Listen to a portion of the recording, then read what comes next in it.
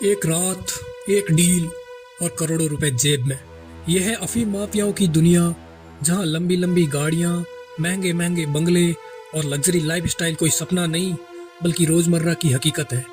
लेकिन इस चमक धमक के पीछे छुपा है वो काला सच जो लाखों जिंदगियां बर्बाद कर रहा है। आज हम आपको ले चलेंगे उस सफर पर जहां खुलेगा अफीम कार्टेल का असली खेल। इस खेल को समझने के लिए हमें इतिहास में पीछे झांकना पड़ेगा। अफीम कोई नया बिजनेस नहीं है।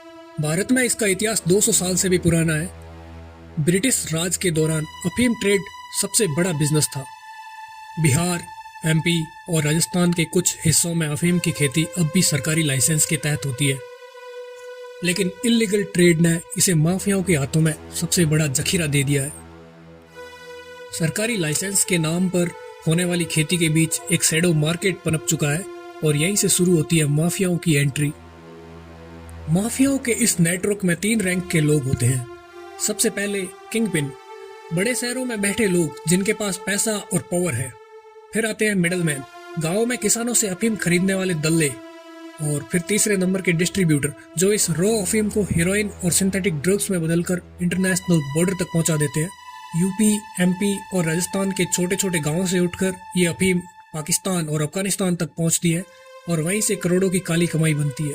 अफीम माफियाओं की लाइफस्टाइल कुछ यूं है कि एसयूवी गाड़ियां, फॉरेन ट्रिप्स, डिजाइनर कपड़े और शॉपिंग लिस्ट में तो सिर्फ लग्जरी ब्रांड्स, लेकिन दूसरी तरफ गांव का किसान कर्जे में डूबा हुआ। एक तरफ अफीम माफिया लग्जरी मॉल्स में करोड़ों उड़ाता है, दूसरी तरफ वही अफीम किसी गरीब के बेटे की जिंदगी बर्बाद कर देता है।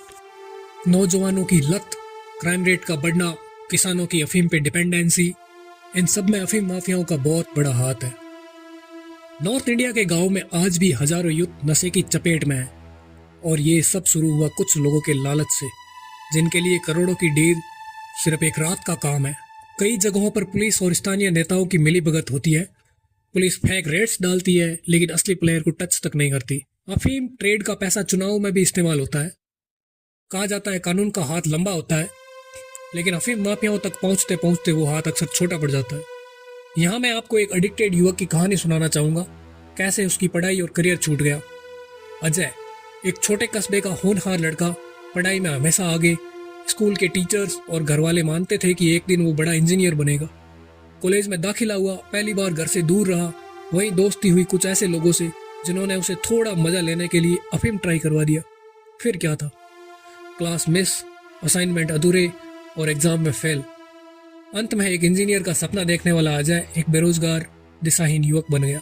लग्जरी गाड़ियां और बंगलों के पीछे छुपी है वो सच्चाई जो कभी टीवी हेडलाइंस तक नहीं बनती, लेकिन रोज किसी घर की चिता जरूर जलाती है। अफीम कार्टेल सिर्फ एक बिजनेस या धंधा नहीं, ये एक ऐसा जाल है जिसमें फंसकर पूरी सोसाइटी डूब रही है। ये वीडियो सिर्फ एक्सपोज नहीं है, बल्कि एक सवाल है, कब तक करोड़ों की डील किसी और की जिंदगी की कीमत पर होती रहेगी और कब तक ये माफिया अपनी लंबी गाड़ियों और बड़े बड़े बंगलों में चैन की नींद सोते रहेंगे। दोस्तों,